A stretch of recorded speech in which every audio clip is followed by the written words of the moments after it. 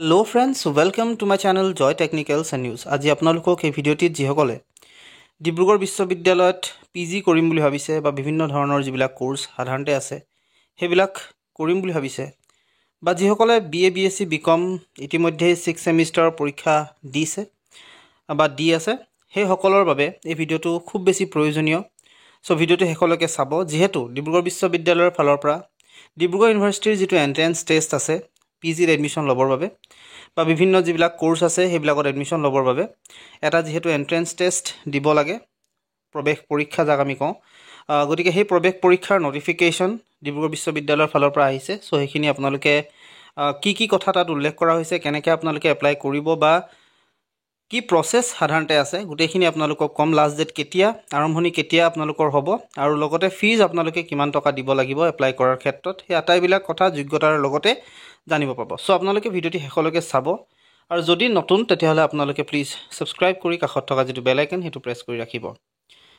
ইয়াত আপোনালোকে দেখিছে এটো ডিব্ৰুগড় বিশ্ববিদ্যালয়ৰ যেটো অফিচিয়েল ওয়েবসাইট বা অফিচিয়েল পেজ হয় আৰু ইয়াত আপোনালোকে যদি চাই তেতিয়াহলে দেখিছে notification regarding Dibrugarh university post graduate entrance test DUPGET 2024। So এটো হৈছে আপোনালোকৰ সাধাৰণতে ডিব্ৰুগড় ইউনিভাৰ্চিটিৰ পোষ্ট গ্ৰেজুৱেটৰ এন্ট্ৰেন্স টেষ্টৰ ওপৰত গোটেই নটিফিকেশনখন আৰু এই নটিফিকেশনখন মই আপোনালোকৰ আগত দেখুৱাবলৈ আগবাঢ়িছো।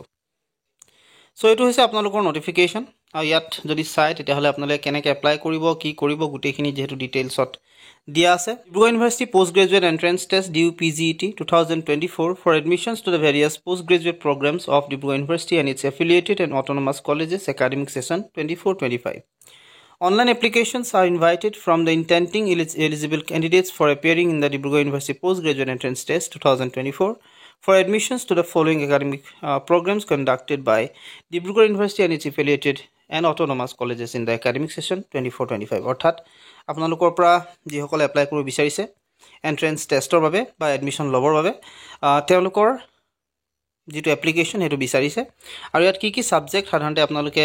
এপ্লাই কৰিব পাৰিব কি সাবজেক্ট থকা সকলে এপ্লাই কৰিব পাৰিব সেইখিনি দিয়া আছে। মাষ্টাৰ অফ আৰ্টছ MA যিসকলে কৰিব বিচাৰে তেওঁলোকে anthropology Assamese Bodo economics education English geography history mathematics pol science philosophy sociology আৰু ষ্টেটিষ্টিক্স আৰু এই MA বা এই যেটো এন্ট্ৰেন্স টেষ্টৰ কাৰণে এই যেটো আপোনালোকৰ পিজি এডমিশন যদি লবলৈ হয় এন্ট্ৰেন্স টেষ্টৰ কাৰণে যদি আপোনালোকে এলিজিবল হ'বলৈ হয় তেতিয়াহলে কি লাগিব ব্যাচেলৰ ডিগ্ৰী মেজৰ বা অনাৰ্সত সাধাৰণতে আপোনালোকে 45% মাৰ্কস ৰাখিব লাগিব তাৰ সমান্তৰালভাৱে গ্ৰেড পইণ্ট হিচাপে থাকিব লাগিব। ব্যাচেলৰ degree with at least 50% marks in subject applied for admission and 45% marks aggregate in case of candidates of general program or equivalent grade point. Candidates pass the qualifying examination in CBCS must be studied minimum 4 credits in the subject applied for admission. ইয়াত কৈছে যে 50% সাধাৰণতে আপোনালোকক সাবজেক্টত লাগিব আৰু লগতে aggregate আপোনালোকক 45% হলো হ'ব। লগতে যিসকলে জেনাৰেল আসলতে পঢ়ে জেনাৰেল পঢ়ে মানে আপোনালোকে গম পায় পাস কোৰ্স যিয়ে পঢ়ে যদি সেই ছাত্ৰজনে বিশেষ এই সাবজেক্টত যেটো সাবজেক্টত তেওঁলোকে মাস্টাৰ্স কৰিব তাত 50% লাগিব আৰু টোটাল আপোনালোকৰ যেটো পাৰ্সেন্টেজ হ'ব 45% লাগিব আৰু যাৰ মেজৰ আছে তেওঁলোকে তো মেজৰ থকা সকলৰ কাৰণে 45% মাৰ্কস হলো হৈ যাব। তাৰ পিছত আপোনালোকক যিসকলৰ ক্ৰেডিট পইণ্টত কথা কয় ক্ৰেডিট পইণ্টৰ কথা কোৱা হলে 24 ক্ৰেডিট দৰকাৰ হ'ব। মাস্টাৰ অফ সায়েন্সত যদি চাই তেতিয়াহলে anthropology applied geology chemistry geography life science mathematics physics আৰু ষ্টেটিষ্টিক্স এইখিনি আপোনালোকে সাধাৰণতে এপ্লাই কৰিব পাৰে। নেক্সট সাধাৰণতে বহুত কিটা আছে সেইকেইটা বিশেষকৈ MCom কৰিব পাৰে ফাইনেন্স আৰু মাৰ্কেটিংত MSc ইন বায়োটেকনলজিত বা ইনফৰমেটিক্সৰ কাৰণে এপ্লাই কৰিব পাৰে MA ইন মাছ কমিউনিকেশ্যনৰ কাৰণে MA ইন ওমেন ষ্টাডিজৰ কাৰণে MA ইন এপ্লাইড সাইকোলজি MAdৰ কাৰণে আপোনালোকে এপ্লাই কৰিব পাৰে। এতিয়া আপোনালোকে এপ্লাই এইখিনি যেটো আসলতে আছে বা MCA কাৰণে কৰিব পাৰে কম্পিউটাৰ এপ্লিকেশনৰ কাৰণে ট্ৰেভেল এণ্ড টুৰিজমৰ কাৰণে এপ্লাই কৰিব পাৰে। এটা কেনেকৈ আপোনালোকে এপ্লাই কৰিব Candidates appearing in a 6th semester BA BSc BCom examination 2024 and waiting for the results are eligible to appear in the DUPGET 24 and can get provisional admission if selected. আপোনালোক যিসকলে BA BSc BCom ৰ 6th semester পৰীক্ষা দি থৈছে বা দি আছে তেওঁলোকে ইয়াত apply কৰিব পাৰে। সেকেন্ড আৰু ফোৰ্থ সেমিষ্টাৰ সকলেও এলিজিবল হয় আসলতে এপিয়াৰ হ'বৰ কাৰণে কিন্তু আপোনালোকে আসলতে ফাইনাল সেমিষ্টাৰ দিয়াৰ পিছতহে এটোত দিব পাৰিব। এটা সেকেন্ড আৰু ফোৰ্থৰ কথাটো কৈছে ব্যাকলগৰ যদি backlog second semester fourth semester আছে অৰ্থাৎ তেওঁলোকে 6 সেমিষ্টাৰে আসলতে অলৰেডি ক্লিয়াৰ হ'ল বাৰু কিন্তু সেকেন্ড আৰু ফোৰ্থত যদি ব্যাকলগ আছে তেওঁলোকে আসলতে দিব পাৰিব। Conduct of DUPG 2024 for selection and candidates এতিয়া এইটো আচলতে আপোনালোকেতো গম পাইছেই যে কেনেকৈ আপোনালোকৰ হ'ব পৰীক্ষাটো সেইটোৰ বিষয়ে দিছে এতিয়া এপ্লাই আচলতে আপোনালোকে কেনেকৈ কৰিব তাৰ বিষয়ে আপোনালোকক আচলতে ইয়াত জনাব আচলতে ইয়াত গোটেইখিনি যিহেতু ডিটেইলছ দিয়াই আছে আপোনালোকক সেইটোৰ ওপৰতে মই জনাব বিচাৰিছোঁ প্ৰথম কথাটো হৈছে DUPG 100 মাৰ্কছৰ কাৰণে পৰীক্ষাটো হ'ব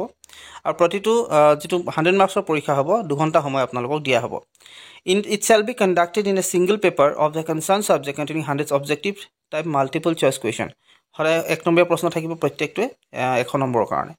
question paper shall be in English excluding the language subject আপোনালোকৰ question paper ইংলিশত থাকিব অকল ল্যাঙ্গুৱেজৰ সাবজেক্ট অৰ্থাৎ আসামিজ সাবজেক্টটো অসমীয়া থাকিব বাকি সকলো সাবজেক্টৰে ইংলিশত থাকিব there shall be a provision negative marking আপোনালোকৰ এটা নেগেটিভ মাৰ্কিং থাকিব পাৰে 0.25 মাৰ্কস ইনকাৰেক্ট ৰেসপন্স যদি কৰে তাহলে 0.25 মাৰ্কস আপোনালোকৰ মাইনাস হৈ যাব more for mathematics subject DUPG shall be of 150 marks of 2 hours আৰু সাধাৰণতে ইয়াত নেগেটিভ মাৰ্কটো 0.5 হ'ব The candidate shall be required to appear DUPG in the OMR sheet and evaluation process shall be done by the automated electronic operating system. আপোনালোকৰ OMR sheetত যেহেতু add কৰিব গতিকে এটো আপোনালোকৰ ইলেক্ট্ৰনিক্যালি অপাৰেটেড সিস্টেমতে হ'ব ইয়াত কোড বিলাক দিয়া আছে টেস্ট সেন্টাৰ কোড হ'ব পাৰে আপোনালোকে সিলেক্ট কৰিব পাৰে যেটা এক্সামিনেশনৰ কাৰণে এন্ট্ৰেন্সৰ কাৰণে যেটা এপ্লাই কৰিব তাত আপোনালোকে এই কোড গিটা দৰকাৰ হ'ব নেক্সট আপোনালোক কি কৈছে এপ্লাই কৰাৰ যেটো প্ৰসেস সাধাৰণতে তা সাবজেক্টৰ যিটা কোড আছে সেইখিনিও আপোনালোকৰ সাইডত দিয়া আছে সেইখিনি আপোনালোকে এপ্লাই কৰিব পাৰে online application for DUPG 2024 begins আপোনালোকৰ অনলাইন এপ্লাই হ'ব 8/5/2024 আৰু লাষ্ট ডেট আপোনালোকৰ থাকিব 26/5/2024 26 তাৰিখলৈকে আপোনালোকে এপ্লাই কৰিব পাৰে ইয়াৰ পিছত আপোনালোকে এপ্লাই যেটো কৰিব সাধাৰণতে কেনেকৈ আপোনালোকে কৰিব তাতো আপোনালোকক দিছে শিডিউলটো কেনেকুৱা ধৰণৰ পৰীক্ষা আপোনালোক কেতিয়া হ'ব 6/7/2024 প্ৰথম পৰীক্ষাটো হ'ব 10 টা পৰা 12 টা লৈকে য'ত আপোনালোকৰ থাকিব anthropology applied geology chemistry education English history mathematics second পৰীক্ষাটো হ'ব 6/7/2024 এটা 30 পৰা 3টা 30 লৈকে হ'ব Assamese Bodo biotechnology and bioinformatics philosophy political science MTTM এইগিটা হ'ব 7 তাৰিখে 10 টা পৰা 12 টা লৈকে applied psychology economic geography life sciences zoology বটানি আৰু এমএড ফিজিক্স আৰু ষ্টেটিষ্টিক্স এইখিনি হ'ব আৰু 7 তাৰিখে হ'ব এটা 30 পৰা 3টা 30 লৈকে এমকম ইন ফাইনান্স আৰু marketing mass communication MCA sociology women studies এইগিটা পৰীক্ষা হ'ব এটা এপ্লাই আপোনালোকে কৰিব কেনেকৈ application for appearing in the DUPG 2024 shall be through online mode only no other means of application shall be accepted এটো apply কৰিবলৈ আপোনালোকে অনলাইন এপ্লাই সাধাৰণতে হ'ব অফলাইন এপ্লাই নহয় আৰম্ভ হ'ব 8 তাৰিখৰ পৰা আৰু শেষ হ'ব আপোনালোকৰ 26/5/2024 এপ্লাই কৰিবৰ কাৰণে আপোনালোকে যাব লাগিব dibru.ac.in ৱেবছাইটটোত যেটো অফিচিয়েল ৱেবছাইট হয় তাত আৰু তাতে আপোনালোকে সাধাৰণতে যেটো DUPG এটা লিংক অলৰেডি থাকিব তাত আপোনালোকে সিলেক্ট কৰি ল'ব the candidates needs to register on the portal by clicking the register button and providing his or name mobile number and password and mobile number will be verified through an OTP please remember the password for login আপোনালোকে ইয়াত register কৰি ল'ব লাগিব আৰু সাধাৰণতে register কৰাৰ ক্ষেত্ৰত mobile নাম্বাৰটো যেটো দিব তাতে OTP এটা যাব আৰু এই OTP টো যেতিয়া আপোনালোকে ভেৰিফাই কৰিব অটোমেটিক্যালি আপোনালোকৰ পাছৱৰ্ড তাতে আহি যাব বা পাছৱৰ্ড আপোনালোকে সিলেক্ট কৰিব লাগিব ৰেজিষ্ট্ৰেচন হৈ যোৱাৰ পিছত লগইন কৰিব আপোনালোকে পাছৱৰ্ড আৰু আপোনালোকৰ mobile number the After login, the candidates needs to click on the apply button corresponding the link DUPG 2024 which will lead to an application form. The candidates needs to fill up the application form step by step. আপোনালোকে তেতিয়া আপোনালোকৰ হৈ যাব হেখিনি তেতিয়া আপোনালোকে DUPG 2024 যেটো link হয় তাত এপ্লাই বাটনটো ক্লিক কৰি দিব আৰু ক্লিক কৰাৰ পিছত আপোনালোকে যিখন যেটো এপ্লিকেশন হেটো স্টেপ বাই স্টেপ আপোনালোকে fill up কৰিব লাগিব ইয়াৰ পিছত হৈছে fill up কৰাৰ পাছত সাবমিট কৰিব সাবমিট কৰাৰ আগতে প্ৰিভিউ কৰি ল'ব যাতে ফুল নহয় আপোনালোকক কৈছে ভালদৰে যাতে ফিল আপ কৰে ক্ৰস চেক কৰে যাতে কাৰেকচন সাধাৰণতে থাকিব নোৱাৰে বা আপোনালোকে এডিট কৰিব পিছত নোৱাৰিব তাৰপিছত আপোনালোকে সকলো বিলাক চোৱাৰ পিছত কাৰেক্ট যদি আছে তেতিয়া হলে আপোনালোকে পে নাও কৰিব আৰু সাবমিট কৰিব এপ্লিকেশনখন আৰু যেটো আপোনালোকৰ ফিজ হ'ব হেটো 950 रुपीस হ'ব অনলাইন মোডত আপোনালোকে কৰিব লাগিব ডেবিট কাৰ্ড বা ক্ৰেডিট কাৰ্ড বা ইন্টাৰনেট বেংকিংৰ থ্ৰুদি তাৰপা আপোনালোকৰ ফাইনালি সাবমিট যেতিয়া হৈ যাব অথলি পেমেন্ট যেতিয়া দি দিব হেটো অটোমেটিক্যালি ফাইনাল সাবমিট বুজাব অনলাইন ৰিসিপ্ট এটা আপোনালোকে পাব তাৰপিছত তাতে আপোনালোকে ডাউনলোড বাটনটা পাব এপ্লিকেশন ফৰ্মখন ডাউনলোড কৰিব পাৰিব আৰু এডমিট কাৰ্ডখনো ডাউনলোড কৰি ল'ব পাৰিব The candidates shall have to take a print out of the admit card of print out লৈ ল'ব আৰু সেই এডমিট কাৰ্ডটো আপোনালোকে পৰীক্ষাৰ দিনাখন লৈ যাব লাগিব আৰু এইখিনি কৰাৰ পিছত সাধাৰণতে আপোনালোকে পৰীক্ষাটো দিব আৰু পৰীক্ষা দিয়াৰ পিছত যি আপোনালোকৰ যেনেকুৱা ধৰণৰ হ'ব সেইটো আপোনালোকে গম পাব ইতিমধ্যে। আৰু লগতে প্ৰশ্ন পেপাৰৰ কথা আপোনালোকে বহুতে সুধি থাকে, সেই প্ৰশ্ন পেপাৰৰ ওপৰতো মই আপোনালোকক সাধাৰণতে জনাম কেনেকৈ আপোনালোকে ডাউনলোড কৰিব বা পাবনে নাপায়। গোটেইখিনি আপোনালোকৰ নেক্সট ভিডিঅ'ত গম পাব, যিহেতু বহুত দীঘলীয়া হৈ গৈছে অলৰেডি ভিডিঅ'টো। চ' ষ্টেপ বাই ষ্টেপ প্ৰচিডিঅ'ৰ যদি দৰকাৰ হয় তেতিয়াহ'লে আপোনালোকে মোক কমেণ্ট কৰিব, নিশ্চয় আপোনালোকে হেল্প কৰিবলৈ চেষ্টা কৰিম। চ' আজিলৈ আপোনালোকে এইখিনি কথা জনাই এই ভিডিঅ'টোৰ পৰা মই বিদায় মাগিছোঁ। ধন্যবাদ।